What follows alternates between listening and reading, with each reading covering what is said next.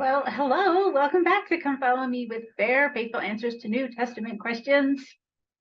Not in our fancy new studio today. I'm at home. Technical problems in the studio. The upside is there are cats afoot. So cat fans, you get to see some cats today. I don't know. Today we have a fantastic topic. I say that every week, but this week it is very true. We're going to talk about Heavenly Mother. As you know, we are going through the Come Follow Me readings and addressing some common questions or differences that might come up between you and your evangelical friends or family. Certainly not trying to teach you how to win a debate with them or clobber them on the head, but I am trying to help you see how and why they think the things that they do, so that you might be able to have a better conversation with them and share some of the things from your faith in a way that they can actually hear better. Before we get started, I want to let you know about this very cool event coming up. Every year, Fair hosts the most fantastic 3-day party. Now, when I say party, what I mean is getting to listen to and interact with the best scholars and smartest people in our church. That's a party to me. They give talks on what they've been working on this year. And frequently the Fair Conference is the first place their ideas are being presented in public. It is my kind of party. It might be yours too. This year, the Fair Conference is August 2 through 4. That's a Wednesday to Friday. It's held at the Experience Event Center in Provo, Utah. You can buy tickets online. You can attend in person. You can attend online, fairlatterdaysaints.org. You can get tickets. Maybe we can link that somewhere. I don't know. I will be there all 3 days. I would be happy to meet you. I am presenting on one of those days. I don't know which one yet. I'll let you know when I find out. I want to tell you about two of the talks that I am very much looking forward to listening to, though. One of them is Michael Brent Collins. He's an American horror novelist, right? This is so far out of my genre.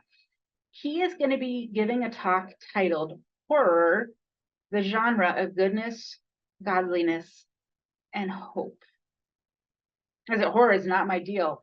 I couldn't even name horror movies because I don't watch them. But I am completely intrigued by what he's going to say. Right? He writes horror novels, and somehow he's conceptualizing this genre with goodness, godliness, and hope. Like, what? So I'm definitely looking forward to his. Another one I'm really looking forward to is Janice Johnson. Her specialty is religious history, and she's going to be speaking on the Mountain Meadows Massacre. I'm really, really looking forward to what she has to say. I'm going to try to highlight some of the talks every couple of weeks here. If you enjoy sitting around listening to me, you probably would enjoy sitting around listening to my friends too. It's a great fun party. I love it. Okay, back to our scriptures. Our scripture this week comes from Luke chapter 13, verse 34, and we get, "O Jerusalem, Jerusalem, which killest the prophets and stonest them that are sent unto thee, how often would I have gathered thy children together as a hen gathers her brood under her wings, but you would not." So here we have God compared to a mother hen. The traditional way that evangelicals have a conversation around something like this is, yes, God is compared to a female chicken, a hen, but this verse does not require us to believe that God is female any more than it requires us to believe that God is a cosmic chicken, right? Fair enough. No one is asserting that God is a great chicken as far as I'm aware.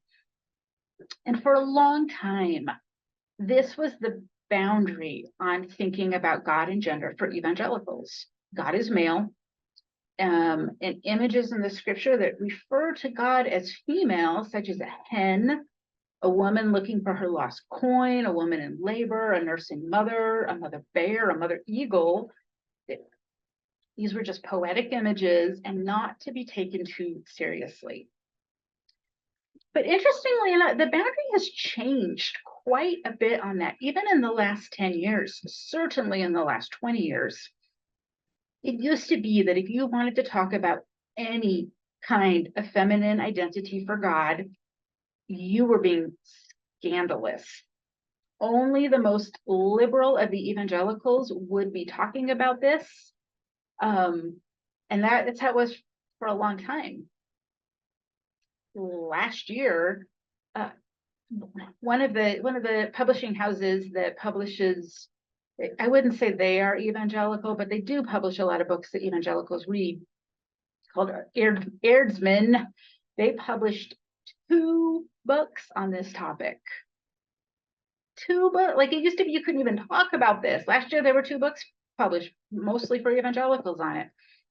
If you're not familiar with the evangelical publishing world, Eerdmans, they're willing to push the boundaries. That's been true for a long time. They're not Zondervan. They're not Lifeway. Both of those are going to take an absolutely traditional evangelical line. They're not pushing any boundaries whatsoever. And to my knowledge, they wouldn't publish and haven't published something like this. But maybe in 10 years, they would, if that's how things are going. At any rate, it's a really big step forward that this is even being talked about. So the traditional evangelical view, it's actually not that interesting to look at or talk about. It's God is male, end of story. Period. What else is there to say? So I'm not actually going to spend all that much time on the traditional view. But I do want to talk about the direction that the evangelical world is headed on this topic, even if all of them aren't there yet. And that direction is kind of 2 paths or 2 different flavors. And in order to get to what those paths or those flavors are, I actually want to summarize 2 different books and look at the reception that they received. And I think you'll see some of the things that are allowed in the evangelical world and some of the things that are not. The line has moved, but hasn't moved all that much. And then after that, we'll talk about the Latter-day Saint view and compare the 2. So the first book, it's called Women and the Gender of God. It's by Dr. Amy Peeler. She is a professor at Wheaton College. They like to say Wheaton College is the Harvard of the evangelical world. It's probably closer to the BYU of the evangelical world. That gives you the right kind of taste of it. Peeler's PhD is from Princeton, though, and she is very well liked in the evangelical world. The biggest point in her book that she is trying to make is that, yes, Jesus Christ was male, but he was born of a woman, right? His flesh does not exist without her flesh. And what she's doing is she's actually modernizing an argument that was first made by Augustine. The way he puts it is, Jesus was born of a woman, but don't despair, men. Christ was happy to be a man, but don't despair women. But don't despair, woman. Christ was happy to be born of a woman. And her book has been pretty well received by evangelicals. She's trying to tie male and female together, that they need each other, that God relied on the body of a woman to bring Christ into the world. It shouldn't be looked down on in the sense. One of the evangelical worries is, if God is male, male is God, right? Like, if we only see God as a man, then what does that mean for how we see women? As Latter-day Saints, you might sort of be like tilting your head at all of this and think, well, golly, that's an awful long path to just connect 2 points that are pretty easy to connect. Why not just say we have a heavenly mother? Evangelicals can't get there. You can see them longing to. Peeler is brilliant, and she works hard in this book to make people see the connections to the idea that God does not rely solely on being male. But it's an incredible amount of effort to get far less traction than a Latter-day Saint gets when they talk about Heavenly Mother. But Peeler's book demonstrates the idea that the boundary on this topic has in fact moved, even if it hasn't moved like all that much. In contrast, there's another book that shows pushing the line too far will still get you a slap on the hand in the evangelical world. This book is called God Is. It's by Mallory Wycroft. It's fascinating, but most evangelicals reject it, or at least the ones who are talking about it are rejecting it. I think it has not been nearly as well read as Peeler's book. And to be fair, Wycroft does not have the same kind of educational background that Peeler does. So her work is automatically going to be something quite different. And that's okay. I don't think that's why she's getting rejected. Here's what she does in the book. She takes the idea that God is not merely male and expands on it using it's kind of a panentheism that says, because God resides in us, we are God. So if God resides in a woman, then God is a woman. And that line is that is just too far for evangelicals. They cannot go there. When you read some of the evangelical criticisms of her book, what you see is sort of a modernization of G.K. Chesterton. He's a contemporary, or maybe actually a little bit before C.S. Lewis. Chesterton is kind of one of the patron saints of the evangelical world.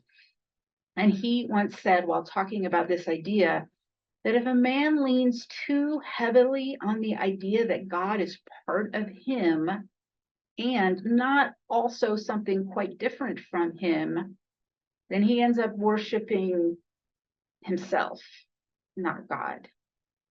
And sort of what is happening in this book. It's too far. They can't go there. You can see from these two examples, though, that evangelicals are very much grappling with ideas about God and gender. And you can also see they're in a muddle that it's hard to find a way out of. I'll point out one other evangelical take on this issue. If you watched the episode of this show called Certain Women, it's an episode from a couple of weeks ago, 3 weeks ago, maybe 4 weeks ago. You heard me talk about women in leadership or ordained ministry for evangelicals. An interesting little piece of theology pops up right here for them, at least for the evangelicals who ordain women. In the past, the evangelical position on ordination of women, it really got summed up in something C.S. Lewis said, which was something like, a woman can't be ordained because it would confuse the people into thinking that she represents God, and God is not female, right? Interestingly enough, one of the modern day reasons why some evangelicals do ordain women is so that their members in their congregation can experience what it is like to see the feminine side of divinity. They can't make the jump to there must be a heavenly mother. I know. Latter-day Saints, you're sitting here thinking that's the logical place for this to go. That's a brick wall for them. They can't. They can say something like this: all humans are created in God's image. Therefore, God must contain within himself both feminine and masculine. So when a woman is ordained so that the congregation can experience a feminine divine presence through her, they're trying to get to the idea of a heavenly mother without ever actually having to get there. Interestingly enough, in our Latter-day Saint church, we don't ordain women. And if you look at it through this lens, we don't need to, right? If they're ordaining women because they want to see, how do you see God through a woman? we solve that problem a different way. We have a Heavenly Mother. So the takeaway here is that your evangelical friends or family, they are probably more interested in this topic than you might think. If you want to know my first take on hearing about Heavenly Mother, I talked about that in the Certain Women episode. You might find that fascinating. I was shocked, to say the least. Let's talk about the Latter-day Saint view. So this is tricky territory. Let's just acknowledge that. My sense is that 30 years ago, there would be very few people openly talking about this doctrine, and for some very understandable reasons. So things have shifted for us too over the years. Like, I'm here talking about this in a public forum, and probably very few people would criticize me for that. There might still be some who say, like, gosh, you said too much. This wasn't acceptable 30 years ago. Today it probably mostly is. So there's a resource that you should know about if you don't. A lot of times what we think in our church, our Latter-day Saint church, is here's the doctrine as we understand it today, and it's never been said a different way. The language has always been the same around it. People have always talked the same way around it. When in reality, the same doctrine is presented in different ways, in different eras, different contexts, different cultures. This is part of what history does, right? So if you want to understand how that develops in our Latter-day Saint church, you need to know about the BYU Scripture Index. It's an online site, search it up. I think it's scriptures.bdu.edu. And what you can do is you can search General Conference talks all the way back to 1830. You can also search teachings of the prophet Joseph Smith. You also can search the Journal of Discourses, which is a very tricky reference to wade through. You have to know what you're looking at with that one. Every wild and crazy quote you've ever seen taken out of context probably came out of the Journal of Discourses. Like, people mishandle that one a lot, but it's there, you can search it. So you can search for certain words or phrases and see how they've been used over time.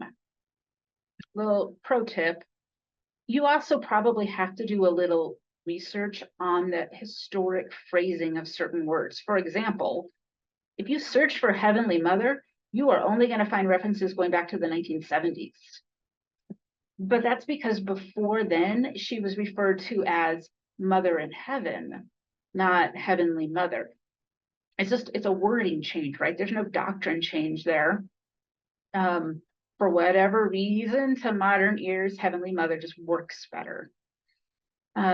So anyway, if you look on the BYU Index and research Heavenly Mother, you will find several talks from the last 20 years, a couple in the 80s, a couple in the 90s, there's even some in the 70s. There's one in the 40s. There's one in like 1880 or something like that. You search for Mother in Heaven, you get a little bit broader. But there have been more things said outside of conference as well. The best roundup of those, to my knowledge, at least on this topic, Heavenly Mother, was presented in a BYU Studies paper in 2011 called A Mother There.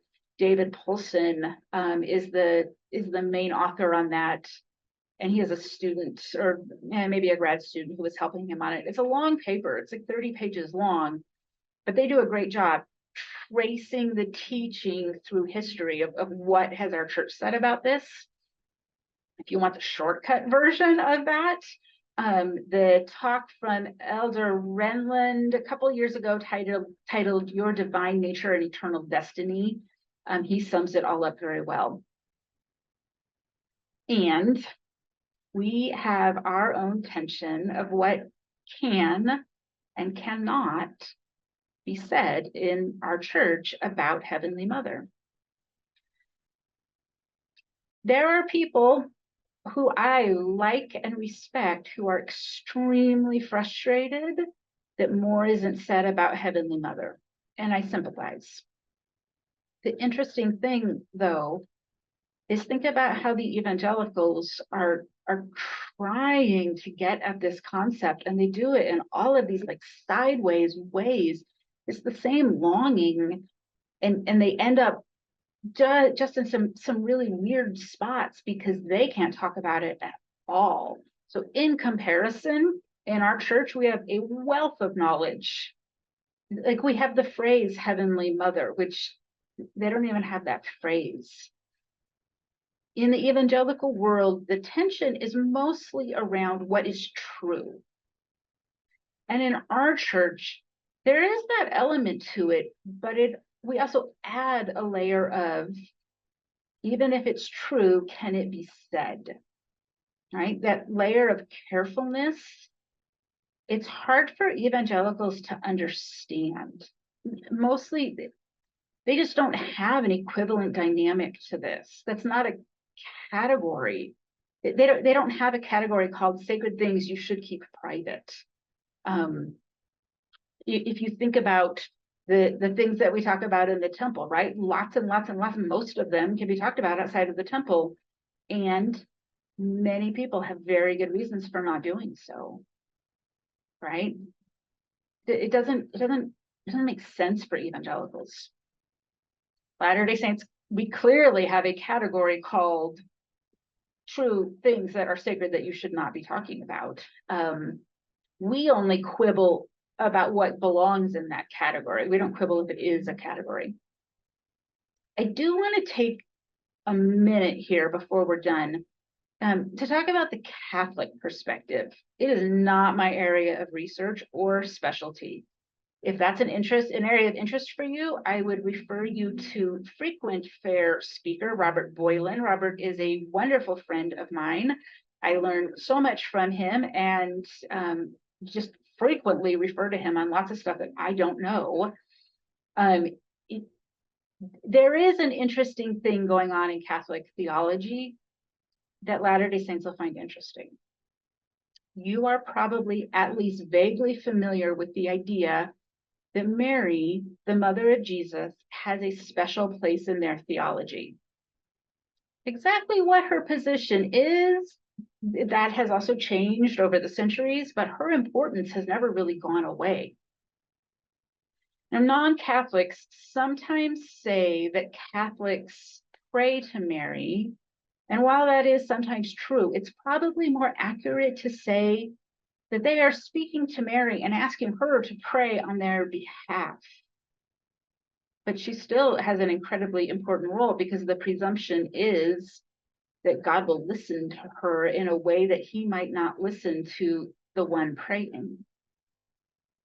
Mary is also called in Catholic theology sometimes the Queen of Heaven, sometimes she's called the Mother of God. And the reason I point this out to you is it reveals the same issue the evangelicals are trying to grapple with.